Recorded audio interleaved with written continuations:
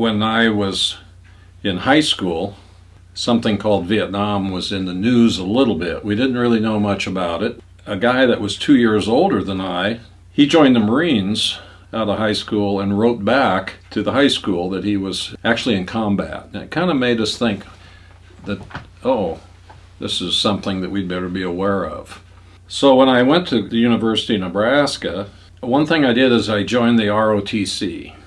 Upon graduation, you received your commission, which I did, and became a lieutenant in the Army. The branches of the Army that I was interested in basically was military police. I was fortunate enough to get military police. And with just little less than a year to go on my 2-year commitment, I got orders to Vietnam. I was in Kansas City, my wife's parents. We'd gone down there. Our oldest boy was born a month before. I remember leaving.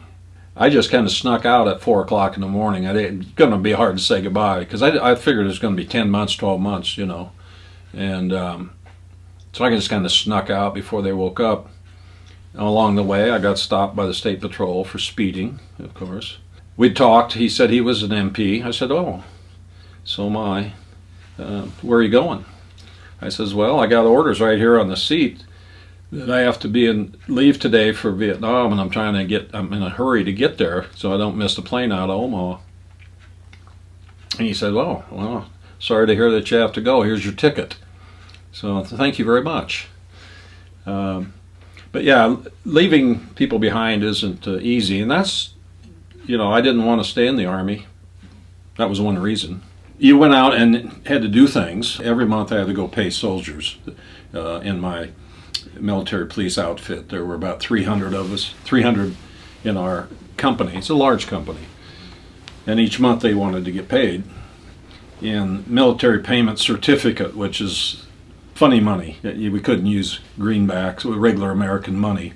Anytime there was a convoy where it was carrying petroleum or it was carrying whatever, ammunition up into the hills, up into the highlands, there was always a lot of armored vehicles and so forth that would escort, and we were part of that as well. Plus we also had the duty of policing inside of our perimeter. The place I was stationed eventually was called Tui Wa, which was actually Tui Wa was a city some few miles away, but the installation we were at was an old Air Force facility. And it was the headquarters of the 14th Air Group, I believe it was called. They were helicopters. These were basically the Hueys that took supplies, picked up men, dropped them off out in the boonies or whatever. And there were a lot of helicopters and a lot of young helicopter pilots. Most of them were probably around average of 19 flying helicopters, and they became friends of ours because we hung out with them after hours. Were there bullets flying outside? Yeah, there still were. We had several instances of our own people getting caught on the road at night and trying to get them extricated. But most of the problems were inside our perimeter because at that time it was got pretty serious with the problems between the blacks and the whites. It wasn't nice. So that took up a lot of our, as MPs, that took up a lot of our time is policing inside the wire. And then of course back in the United States, we had a lot of cities that were on fire at times. So we had those riots, if you want to call them that. In fact, we had one at Augusta that I got involved in with looting and burning and some shooting and some death right before I left. So that was going on back in the United States. It carried over to Vietnam, especially when people knew that we weren't going to win. Why go out there, you know? Why am I going to risk my life out in the boonies when we're all going to leave anyway? And so there was a lot of unrest. The MPs had to have their own enlisted men's club where they could go after hours for drinks because they couldn't be down in the regular enlisted men's club because the others knew they were MPs and they didn't like cops. That's pretty common anymore. So we had that. Myself and my guy that I roomed with there, we were attacked one night walking don't remember where we were going, but they came out and attacked us, beat up my friend a little bit. So charges were brought against them, but we left before the trial, and so they didn't pay any price for it. They could have gone to prison for a while for that. All in all, we were darn glad to get out of there. Tuiwa, the town that we were near, there was about 25,000, and the police chief, he was very friendly, obviously, because we gave him a lot of stuff.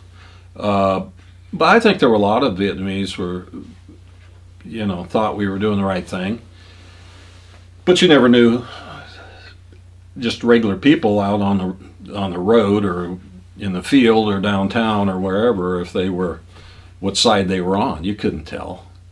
And that was one of the problems with My Lai, the massacre, is you didn't know who the enemy was. So you just some of the soldiers just lost it, because they go out on patrol. I didn't, but the infantry, they'd go out on patrol, and there'd be booby traps, or there'd be a sniper or something, and one of their friends got hurt or killed, or another one, and you never saw the enemy. They were like, we want to shoot somebody, we can't even find them. It's a weird war.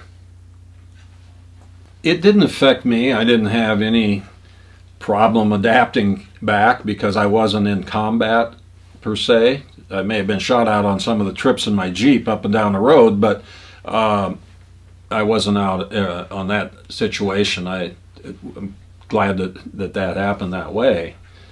When I got back, there were 5 or 6 of us, and it was about 35, 40 degrees and raining, and so we were just in our short sleeve uniform, pretty cold coming from there, which we immediately went to the officers club for drinks. That was the big thing. The next day we got out. That's where I got out of the Army, because I knew when I was coming home that was the end of my active duty. And I had a degree from Teachers College at the university, so I knew there were a lot of teenagers out there that needed to be educated, so I thought, well, I better come back to Nebraska and make them smarter. So I wanted to get to teaching as soon as possible, so I eventually did the next year get a teaching job, and stayed with it. I had all the 10th graders, all the 11th, and all the 12th, so I had all the kids 3 years, so I got to know them pretty good.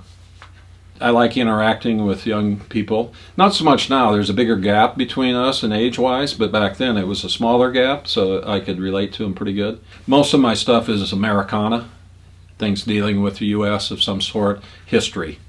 And I had a lot in my classroom up on the walls as well, which I brought home. A couple of them might even be in here. Used to go to auctions even when I was in college. I didn't have much money, but things were cheap too then, and I'd pick up a few things, and I think we might even have 1 or 2 of those. But over the years, yeah, we can't drive by a antique mall without pulling in.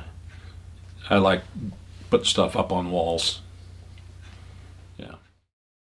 One thing I did like about it, this is kind of dumb, but I wore fatigues at Fort Meade every day, and when I was in Vietnam, obviously, and I kind of like that, because when I was teaching, I had to get up and figure out what I wanted to wear, iron a shirt maybe, find some pants, maybe match a tie. In the Army, you get up and you put that on. It just makes life easier. I like that.